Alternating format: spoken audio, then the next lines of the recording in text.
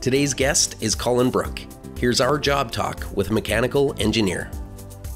Welcome to the Job Talk podcast, where we talk with people who love their jobs. Our guests open up about their challenges, surprises, and secrets to success in their industries. Through conversation, we explore their careers, past work experiences, and the education that got them to where they are now. Could you tell me what kind of a student you were in high school? And did you know exactly what you wanted to do career-wise?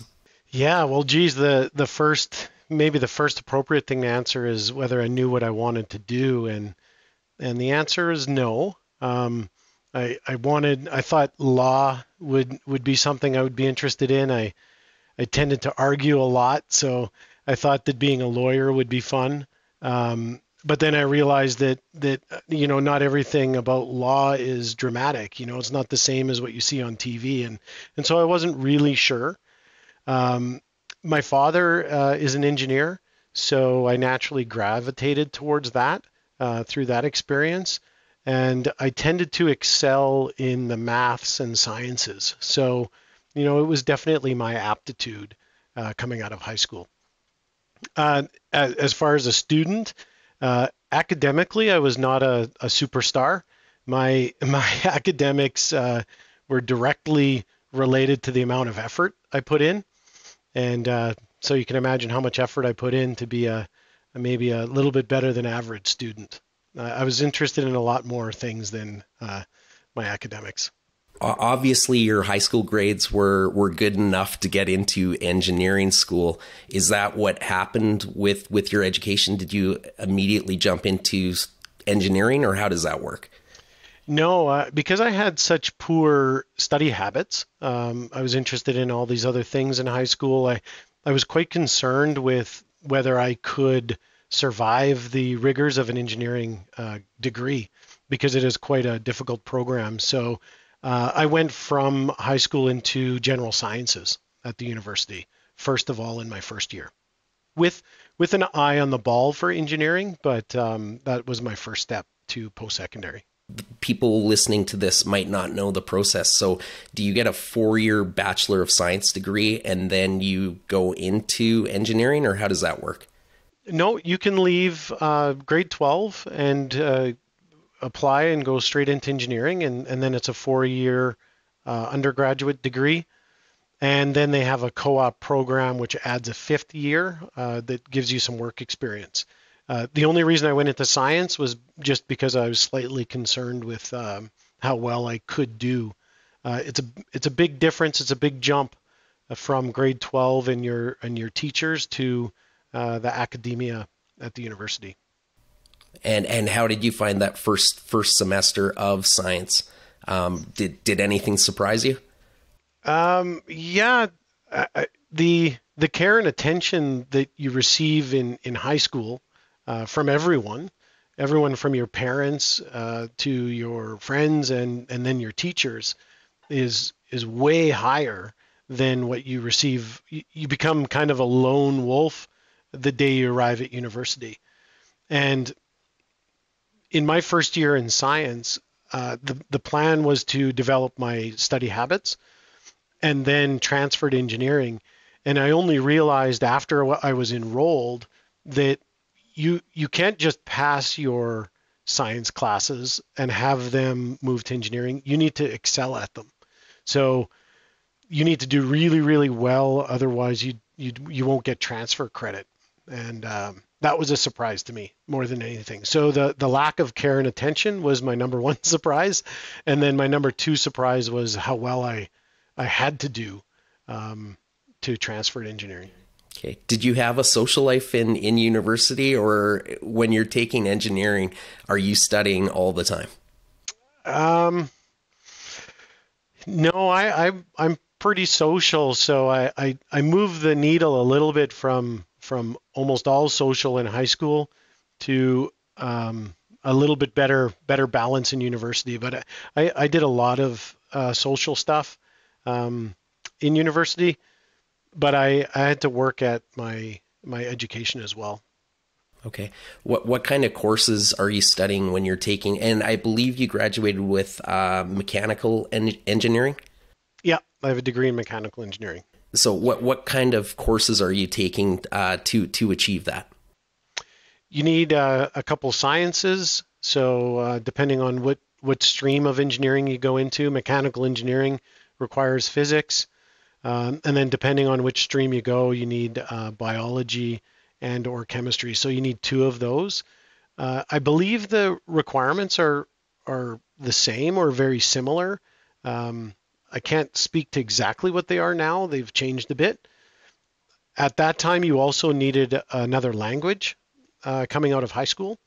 So I had French as my second language. I believe that requirement is no longer there. But you need calculus, which is Math 31 coming out of grade 12. You need Math 30-1. So you need the academic stream of high school classes. And then, of course, grades well enough to be accepted. How's your French today? Fluent? No, it's out of practice, so it's not so good. It used to be pretty good, but not too good anymore. Okay, so when you graduate from engineering, this is interesting to me. You wear a ring, is that correct? Yeah, we wear an iron ring. Okay, could you tell the story of why engineers wear the ring? Yeah, it dates back to the early 1900s. There was a bridge that had collapsed, and the reason for its failure was attributed to the design, a bad design, and a number of people were injured and killed. And at that time, back in those days, the bridges were made out of iron, and so the Society of Engineering decided that it would serve as a reminder for all future graduates to wear an iron ring that is representative of your obligation and your commitment to public safety and professionalism. And back in the early days, those rings were in fact made out of iron, and then they turned green on a bunch of people's fingers, and now they're made out of stainless steel, but still called iron ring, back to that bridge failure. I love that tradition. Okay, you graduate with mechanical engineering. What happens next? Let's talk about your first job. Yeah, my first professional job, I had a number of them before I ended up graduating, but I was fortunate enough to be hired by Dowell Schlumberger, a big company. At that time, I was to be based out of Grand Prairie. So I moved to Grand Prairie and started in the summer of my graduation year working for Dowell as a frac engineer. So there's lots of talk about hydraulic fracturing in the oil and gas industry. Back in those days, it was pretty well in its infancy. It was well known here, but it wasn't shared into the United States like it is now and whatnot. So yeah, moved to Grand Prairie, packed up, and started as a frac engineer. What was your day-to-day duties in that job? Well, if you're, the oil patch and the oil industry can be a little bit cruel.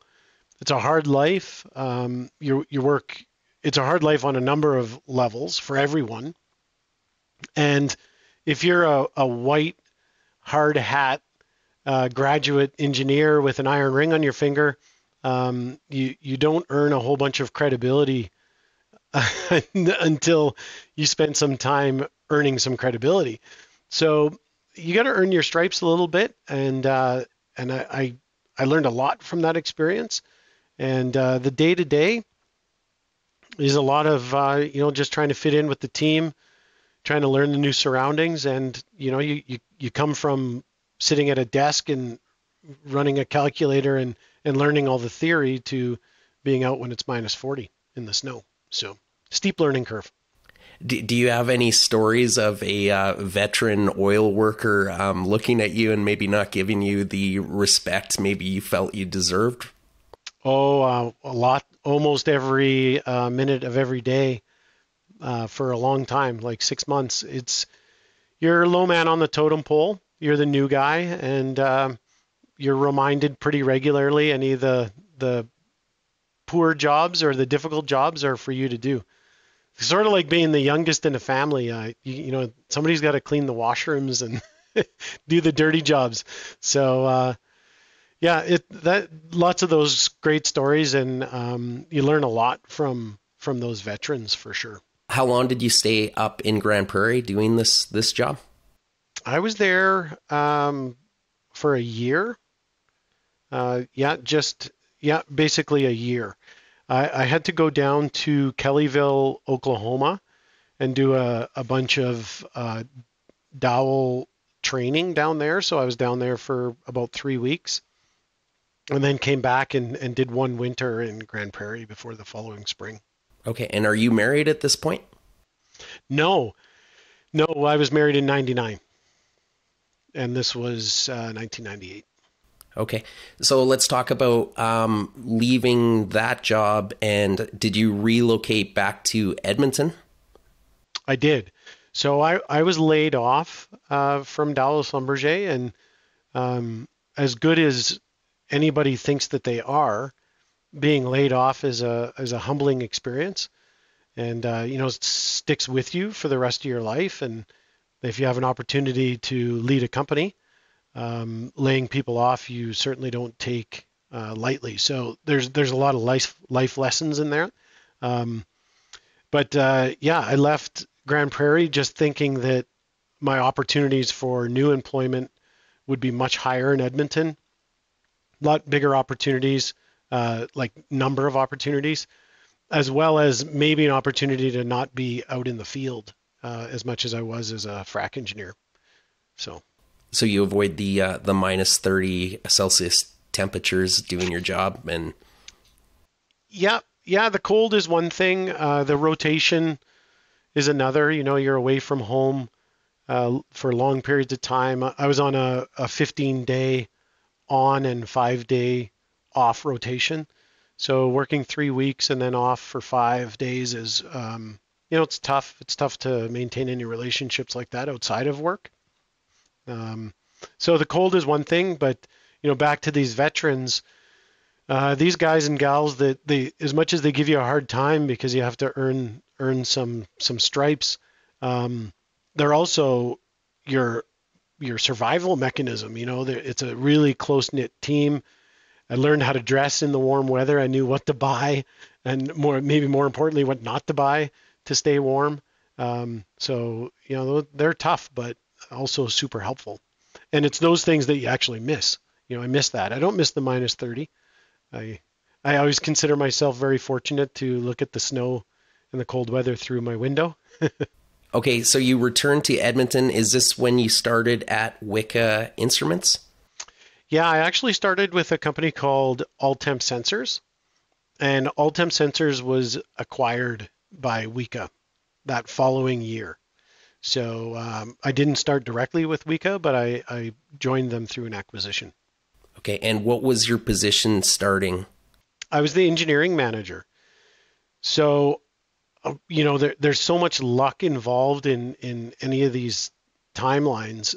In some cases, bad luck to be laid off, and then good luck. I come to Edmonton and back to Edmonton, and I come at a time when you're walking around with physical resumes, with the yellow pages, old phone book, trying to find a job, and was fortunate enough to come across Alltemp, where the current engineering manager at the time was moving back home to Nova Scotia, and they're a small company. Engineering management was a bit misleading, because it's not a big team you're managing. It's a small company. So wearing lots of different hats, lots of versatility. You needed to have a really broad general knowledge. And I brought that to the table. So just pure luck. you almost get into a situation where you're managing people, right? So maybe you're not doing as much engineering work. Are you more managing people in this first position that you had? Yeah, no, it was mostly engineering at the time. Of course, the last 13 years have been almost entirely managing people, but we'll get to that. No, it was pure engineering at that time. So when you were manager, what lessons did you learn as you were going through that part of your career? You can be really good at what you're trained to do. You can be really good as an engineer.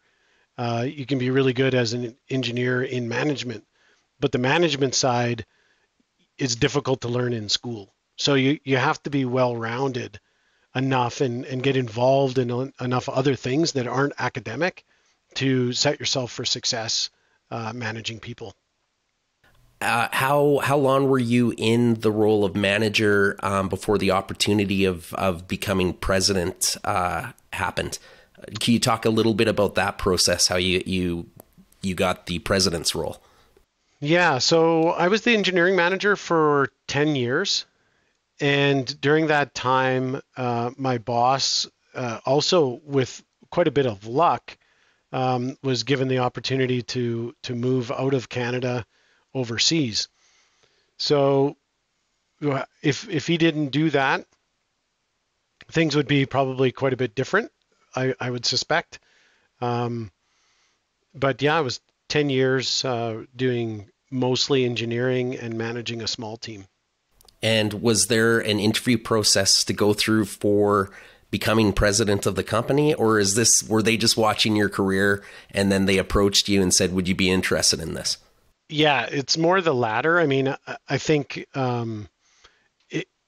it's almost like a 10-year interview process. Really good businesses, we identify talent, and then you nurture that talent and wait for an opportunity to have that person show some ambition or put them into a new role. But if you can do that, then that's the best case scenario for a business. And that's what WIKA did for me.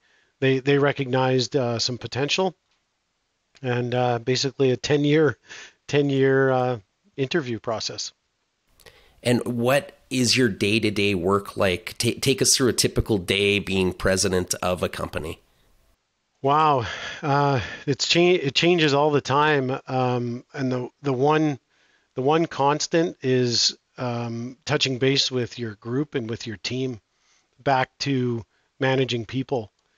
My time horizon on the business is further than anybody else. So I look at things 3 and 5 years into the future. So what has to be done today for me is, other than putting out the odd fire, is not so critical. But what is critical is to show some, genuine interest in how people are doing, and to remove obstacles so that they can be successful. And that's a constant every day. And then these little fires get in the middle of the day, strategy sessions and things like that. Well, I would imagine one of the challenges was the pandemic that we just came out of. How was your business and your job throughout the pandemic? Yeah, our business suffered, as most did. 2020 was not a great year. This year has been much better. I think the industry starts to, as the world does, live with the pandemic. So things started to move. So the business wasn't great. I think my job was to make sure that whatever culture we had spent years building, and culture is how much you can spend with people and care about them, and try to do that remotely and do it disconnected. And one of the ways we did that was, for any of our social events that we would have done in the past, the really easy thing to do would be to cancel them. But I never allowed them to be canceled. They needed to be reinvented so that we could do them virtually or remotely. And that just keeps everybody connected in a time when you can't be connected physically. So it was a tough year. It was a tough year on lots of people's families. So our group here, understanding what trials and tribulations they might be going through at home, especially when we started to be busy at work through 2021.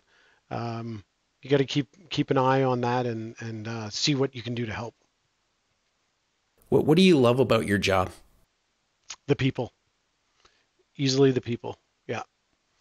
Yeah, I think it's a sad state of affairs if you only work for a paycheck. I do employee orientations. I meet every new employee, and I tell them, if you plan to just live in a dark room, then this is probably not the place for you. It's supporting each other, it's caring about each other, and caring about each other's families. So the people, for sure. Okay. You, in the pre-interview, you mentioned that you have some strategies around self-reflection. Could you talk a little bit about that? I think you mentioned you ask your staff actually to do an exercise. Yeah. So I'm not a big meditation person per se.